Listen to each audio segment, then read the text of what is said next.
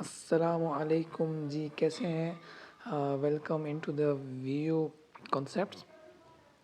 आज हम discrete mathematics MTH 202 का लेक्चर नंबर 7 स्टार्ट करने जा रहे हैं।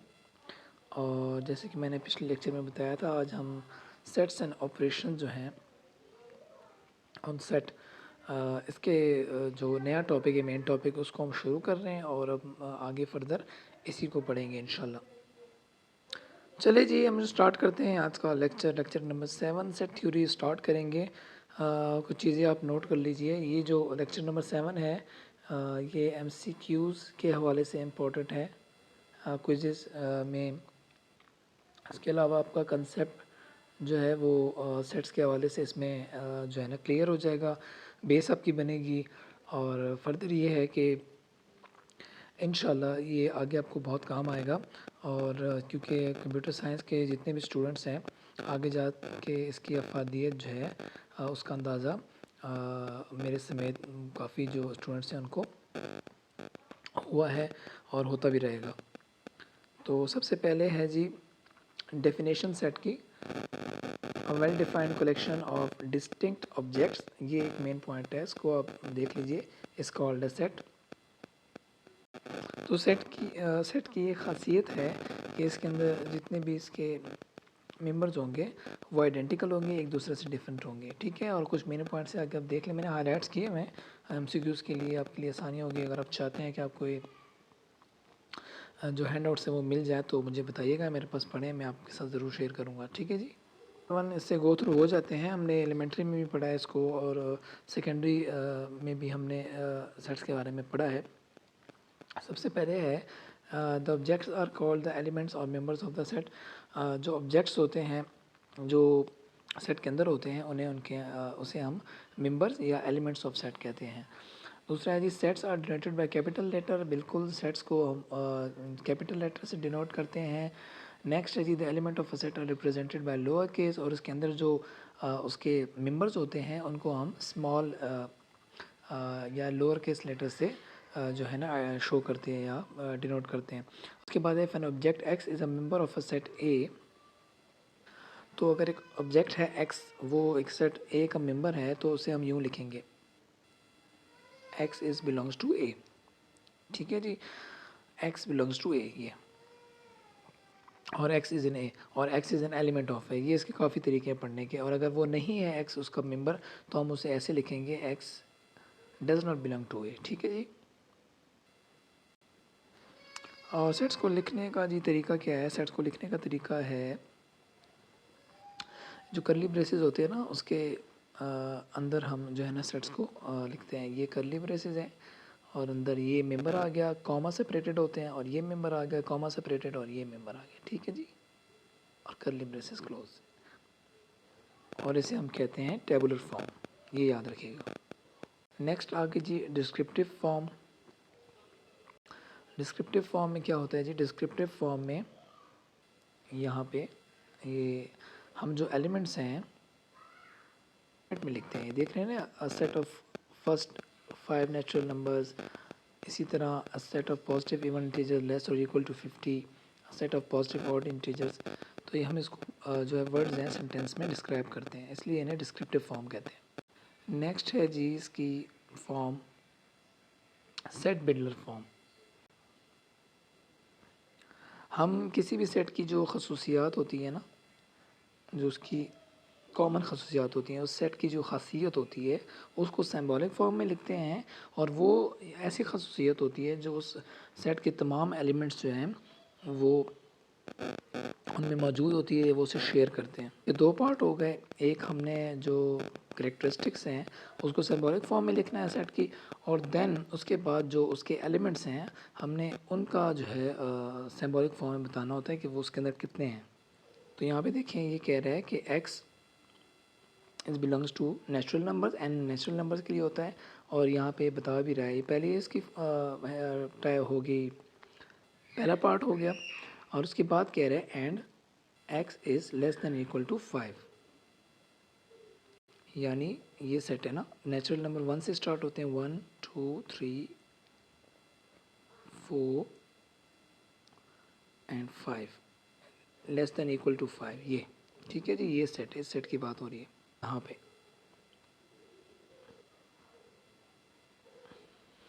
तो ये एक एक करके आप एग्जांपल देख लीजिएगा। ये है इसमें x बिलोंग्स टू, यहाँ पे x belongs to even number का सेट है, और ये इसमें 0 से लेकर 50 तक जो है ना इसके अंदर एलिमेंट्स हैं। और नेक्स्ट जो है वो है x belongs to odd numbers, यानी इसमें ऑड नंबर होंगे लेकिन x है वो 0 से छोटा है। 0 से छोटा होने का मतलब ये है कि तमाम नंबर्स जो इसके अंदर ऑड होंगे ना वो नेगेटिव होंगे। आगे हम चलेंगे, आगे देखेंगे ये आगे सेट्स ऑफ नंबर्स। नंबर्स के जो सेट्स हैं वो कितनी किस्म के होते हैं, उसमें यहाँ पे हम इसकी जो किस्में वो पढ़ेंगे,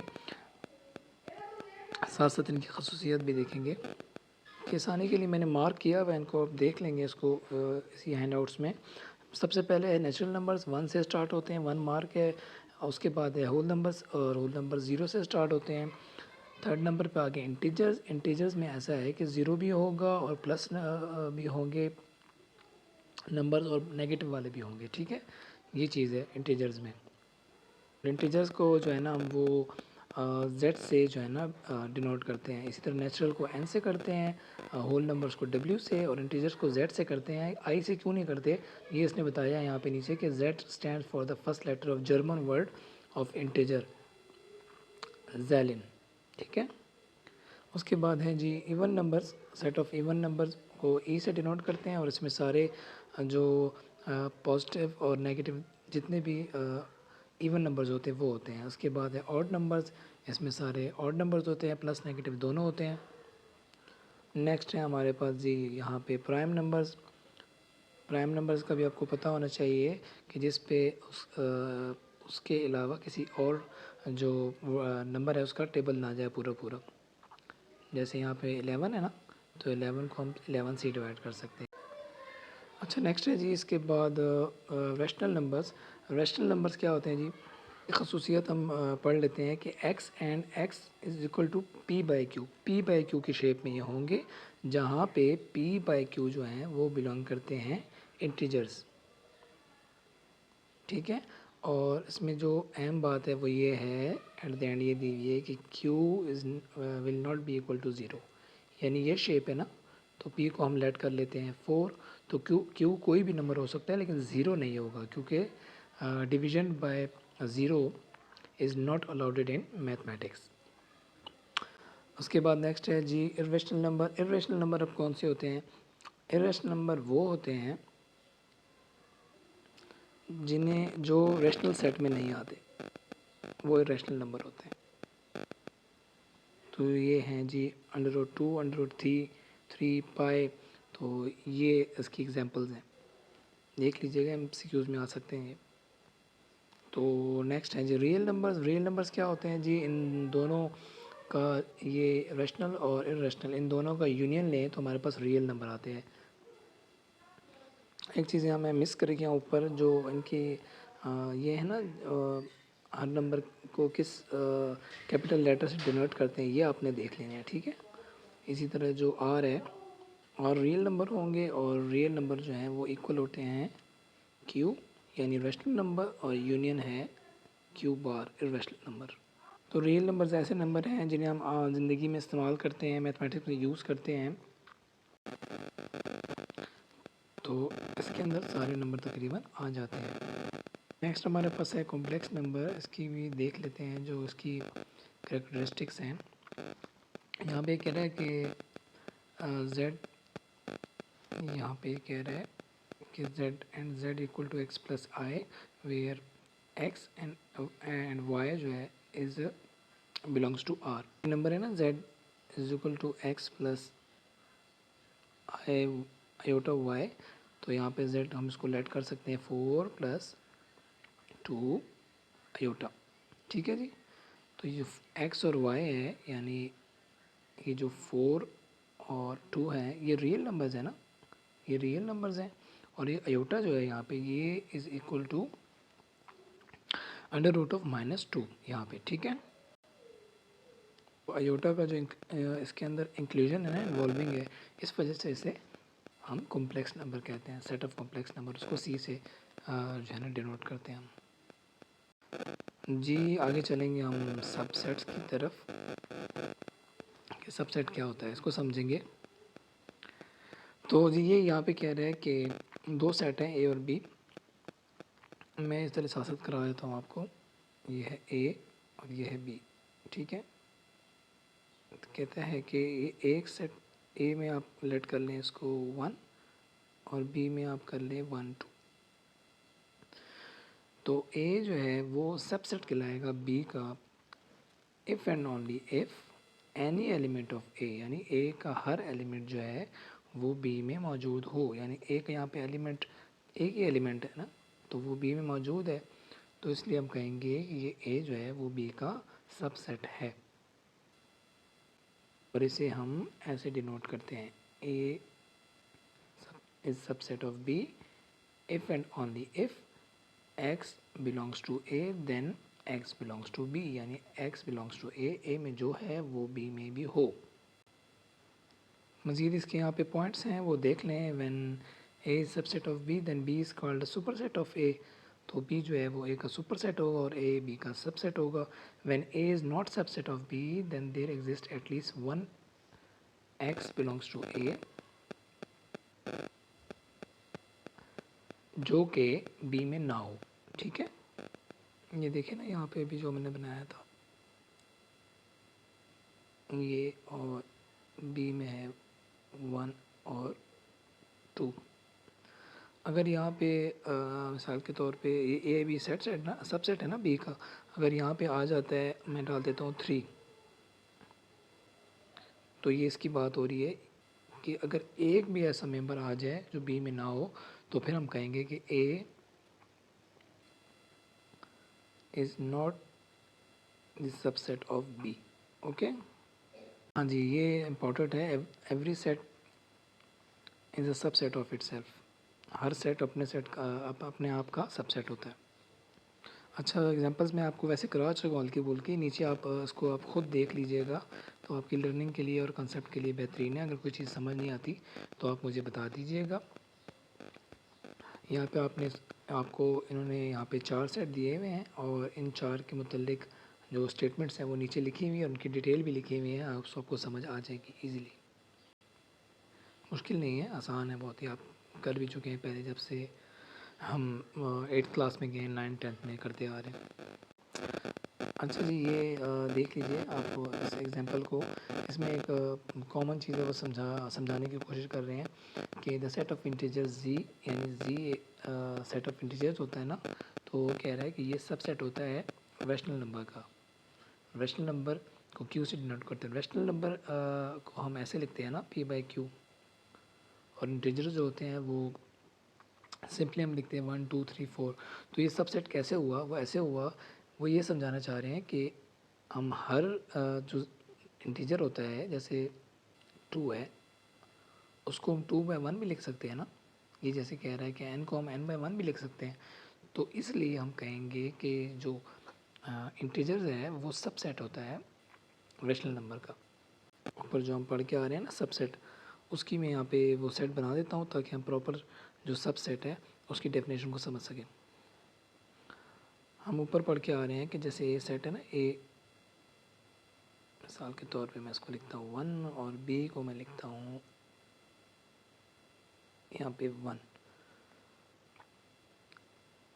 वो सेट हैं, तो ए का हर जो एलिमेंट है वो बी में भी है, इसलिए हम कहेंगे कि ए जो है वो सबसेट है बी का। और हम ये भी कह सकते हैं कि बी जो है वो सबसेट है ए का, यहाँ पे ये कह सकते हैं ना हम, क्योंकि ए का हर एलिमेंट बी में है और बी का हर एलिमेंट ए में है। ये इक्वल सेट भी हैं, ये आगे जाके हम पढ़ेंगे। सेट जो है वो किस बला का नाम है, इसको देख लेते हैं हम। अब प्रॉपर सबसेट में ये कह रहा है कि प्रॉपर सेट में पहली शर्त तो ये है कि सेट ए का हर एलिमेंट बी में हो, लेकिन दूसरी जो शर्त है वो ये है कि सेट बी जो है उसका मिनिमम एक एलिमेंट ऐसा हो जो ए में ना हो।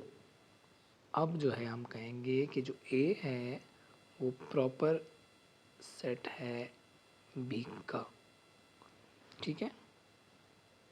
ओके जी यहाँ तक। नेक्स्ट आ गया जी इक्वल सेट। इक्वल सेट जो मैं बात बता चुका हूँ आपको वही आ गई कि ए सेट जो है ना, एक सेट जो है वो इक्वल होगा बी के इफ़ एंड ओनली इफ़ जब ए जो है वो बी का सबसेट हो और बी जो है वो ए का सबसेट हो। ये मैं ऊपर बता चुका हूँ ना आपको। एग्जांपल आपने देख लेनी है, इजी है। आगे जी नल सेट। नल का मतलब होता है कुछ भी ना हो, ठीक है। तो नल सेट का मतलब इसके नाम से ज़ाहिर हो गया है। एक नल सेट जो होता है वो सेट होता है जो उसको एम्प्टी सेट भी कहते हैं, जिसके अंदर जो है ना कुछ भी ना हो, ठीक है। उसको वाइट सेट भी कहते हैं और इसको हम डिनोट करते हैं, एक ग्रीक लेटर है फाई, उससे डिनोट करते हैं, ठीक है। या हम जो है ना वो दो कर्ली ब्रैकेट्स लिख लेते हैं और उसके अंदर कुछ नहीं लिखते। एग्जांपल्स देख लें, इजी है। अच्छा, यहाँ पे एक पॉइंट है, ये अगर ए है ना एक सेट, अगर इसमें एक मेंबर है 1, ठीक है, तो यहाँ पे कहीं ना कहीं 5 भी है, यानी अगर इसके अंदर 1 ना होता तो 5 होता, कुछ भी ना होता। तो इसी वजह से हम कह सकते हैं कि जो 5 है ना वो हर सेट का सबसेट होता है, ठीक है। इसी कंसेप्ट से रिलेटेड जो है ना एक्सरसाइज है, इसको देख लेते हैं हम। कह रहा है determine whether each of the following statement is true और फॉल्स। ये कह रहा है X belongs to X, true है क्योंकि एक्स इससे बिलोंग कर रहे हैं ना, इस सेट से बिलोंग कर रहे हैं ना, एक्स के अंदर एक्स है ना। और इसी तरह नेक्स्ट है जी एक्स, ये पूरा सेट है, ये सब सेट है इस दूसरे सेट का, दोनों इक्वल भी हैं और सब सेट भी हैं, तो ये भी ट्रू है। सेट जो है वो अपने आपका सब सेट होता है। अब आगे चलते हैं। तो ये वो पॉइंट आ गया ना यहाँ पे कि हर सेट जो है, यानी अगर एक सेट है ए तो वो खुद का अपना भी सबसेट होगा और जो फाई जो है उसके अंदर जो छुपा हुआ है वो भी उसका सबसेट होगा। ये चीज़ यहाँ पे वो कह रहे हैं। अच्छा, आगे चलते हैं जी। अच्छा नेक्स्ट जी, यहाँ पे ये कह रहे हैं कि ये एक सेट है, वो ये पूछ रहा है कि बिलोंग्स करता है इसको, तो ये फॉल्स है। क्यों फॉल्स है? अब देखें, जो ये स्टेटमेंट होती है ना, इसमें ये जो पार्ट होता है ये मेंबर होता है और ये जो पार्ट होता है ये सेट होता है। अब ये खुद बजाते एक सेट है, तो ये इस सेट के अंदर तो नहीं है ना, इस सेट के अंदर तो सिर्फ एक्स है, ये पूरा सेट तो नहीं है, इसलिए ये फॉल्स है। ठीक है ना, सेट ए में सिर्फ एक्स है, यहाँ पे ये पूरा सेट तो नहीं है ना, तो इसीलिए हम ये कहेंगे कि ये जो सेट है ये वाला, ये मेंबर नहीं है इस सेट का। इसी तरह ये देखें आगे डी जो कह रहा है ये वाला, अब ये वही बात कर रहा है कि पूरा एक सेट है, वो मेंबर है एक दूसरे सेट का। अब इसमें ये एज ए मेंबर शो हो रहा है, यहाँ पे जैसे मैंने सेट बी लिख दिया, ये देख लें, अब ये एज ए मेंबर शो हो रहा है, तो इसलिए ये ट्रू होगा। तो ये कह रहा है phi subset of X, phi जो है वो हर सेट का सबसेट होता है, ये ट्रू है। कह रहे हैं कि phi is member of X, तो ये फॉल्स है क्योंकि ये है ना एक सेट है, ऊपर शायद मैंने मिस्टेक कर दी, लेकिन इसको देख लें 1, ये एक सेट है तो इसका एक ही मेंबर है, इसके अंदर फाई तो नहीं है, ठीक है, तो फाई इसका मेंबर नहीं होगा जी। नेक्स्ट है जी रिवर्सल सेट। इसमें डेफिनेशन में एक चीज़ नोट करने वाली है, कह रहा है कि the sets of all elements under consideration, ये इम्पोर्टेंट है, इसको याद रखिएगा। इस called the universal set. The universal set usually denoted by you, इसको यू से हम लिखते हैं यूनिवर्सल सेट को। तो कोई भी प्रॉब्लम चल रहा हो, जैसे इस एग्जांपल में ए है, उसके अंदर ये मेंबर हैं 2 4 6 है, बी के अंदर 1 3 5 है, तो ये जो हमारा प्रॉब्लम चल रहा है ना, जो हम अंडर कंसिडरेशन जो बात कर रहे हैं, तो इसमें हमारे पास ये टोटल 6 मेंबर आ गए, 1 2 3 4 5 6।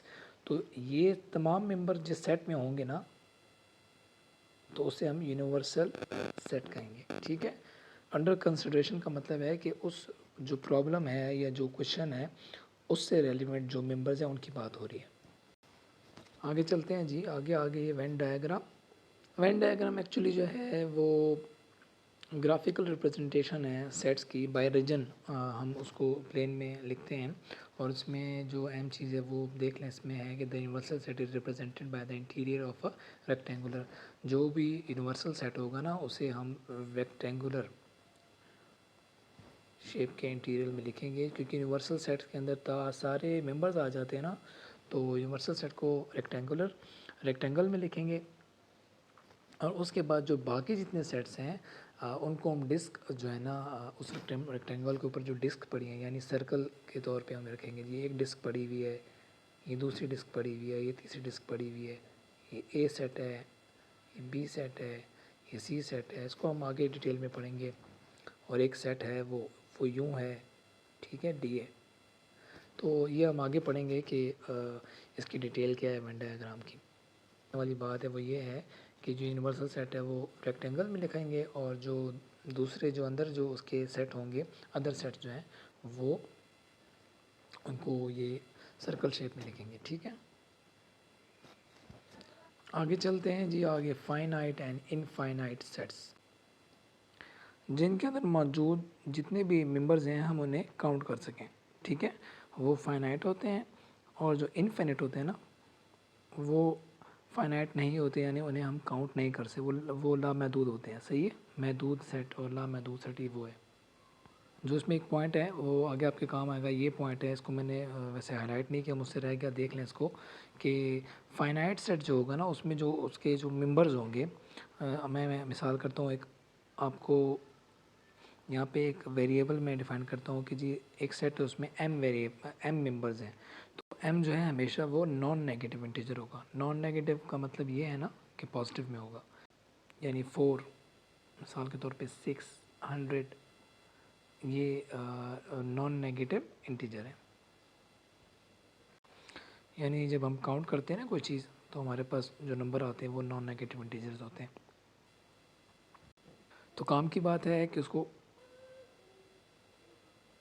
इसको लिखने का तरीका क्या है। लिखने का तरीका ये है कि हम एक सेट है एस, तो हम उसको कह सकते हैं कि उसके अंदर एम जो है वो इंटीजर एम मेंबर्स हैं, ठीक है। आगे जाके हम स्पेशली पढ़ेंगे ना तो उसको ऐसे डिनोट किया जाता है, number of set S is equal to M. मैं यहाँ पे एक सेट बनाता हूँ ए इज इक्वल टू 1 2, तो हम यहाँ लिखेंगे number of set A is equal to 2। कितने 2 है ना, 1 2, तो ये 2 है। सिंपल है, कोई मुश्किल नहीं है। आगे एग्जांपल्स में ये आप देख लीजिएगा, कोई मुश्किल एग्जांपल्स नहीं है। The set S of letters of English alphabet is finite है। 26 होते हैं ना अल्फ़ाबेट ABCD, तो ये 26 होते हैं, तो ये फाइनाइट है। इस तरह जो नल सेट है उसमें कोई एलिमेंट नहीं होता, इसलिए वो भी फाइनाइट है, गिना जा सकता है। और जो सेट ऑफ पॉजिटिव इंटीजर्स हैं 1 2 3 ये इन्फिनिट है। उसकी वजह ये है कि ये लामहदूद होते हैं। एग्जांपल्स में है जी मंथ इन द ईयर कितने होते हैं जी, 12 होते हैं, फाइनाइट है, गिन जा सकते हैं ना। इवन इंटीजर्स इन्फिनिट हैं, नहीं गिन सकते हैं, लामहदूद होते हैं। उसके अलावा है पॉजिटिव इंटीजर लेस दैन 1, तो एक से नीचे जो पॉजिटिव नंबर जितने भी हैं उनको हम गिन सकते हैं ना। 0 होता है, कोई पॉजिटिव नंबर नहीं है, 0 ही है, तो ये भी फाइनाइट है। इसके बाद animals living on the earth, कितने किस्म के एनिमल्स दुनिया में रह रहे हैं हम गिन सकते हैं, ये भी फाइनाइट है। और उसके बाद है lines parallel to X axis. जब हम ग्राफ बनाते हैं तो उसमें एक्स एक्सिस के पैरेलल जितनी लाइन्स होती है, जितना लंबा ग्राफ बना सकते हैं, तो ये भी इन्फिनिट है। और छठा मैं आपको कराता हूँ। और सातवां है सर्कल्स थ्रू ओरिजिन।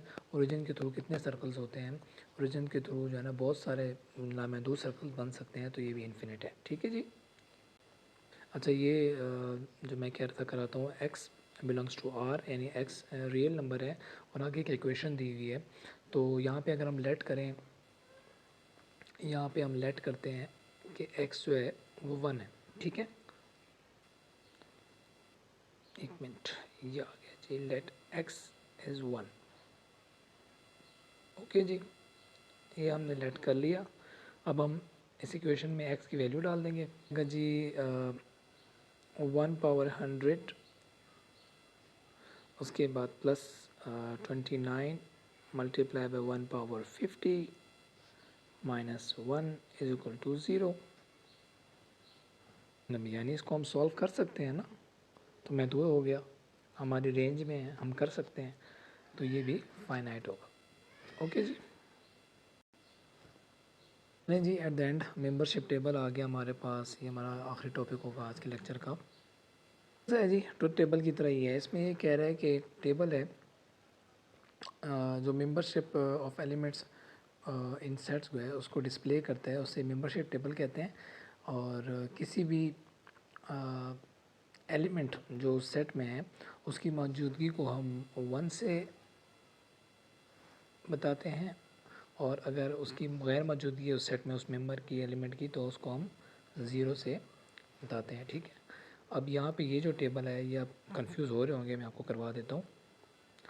जी जनाब, इस टेबल को समझने के लिए देखिए, यहाँ पे मैंने एक यूनिवर्सल सेट बनाया है 1 2 3, और उसके अकॉर्डिंग एक सेट है जो उसका सब सेट है 1।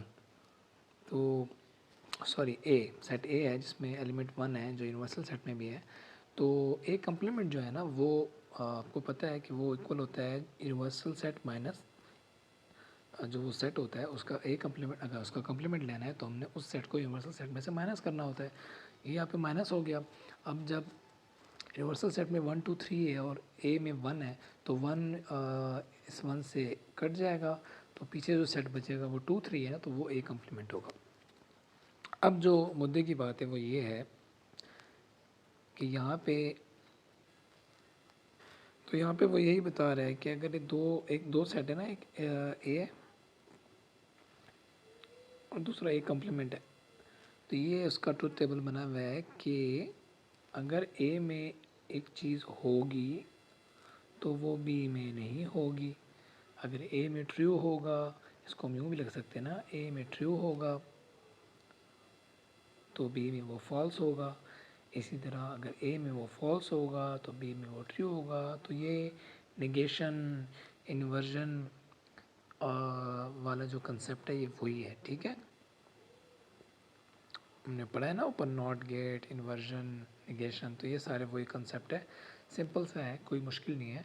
बस आपने ये चीज़, एक आपको जो असल कंसेप्ट वो क्लियर करवाना है वो ए और ए कम्प्लीमेंट का है। बस ये दो चीज़ उसने क्लियर करवानी थी, वो करवा दी। तो यहाँ पे हमारा जी लेक्चर नंबर 7 ख़त्म होता है।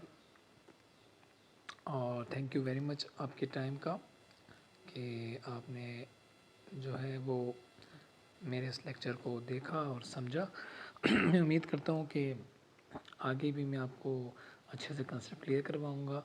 और वीडियो पसंद आई हो तो लाइक कीजिएगा, शेयर कीजिएगा, और चैनल को सब्सक्राइब करना ना भूलिएगा।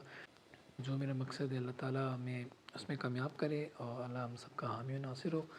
अगले लेक्चर तक के लिए अल्लाह हाफ़िज़, अपना ख्याल रखिएगा और मुझे दुआ में याद रखिएगा।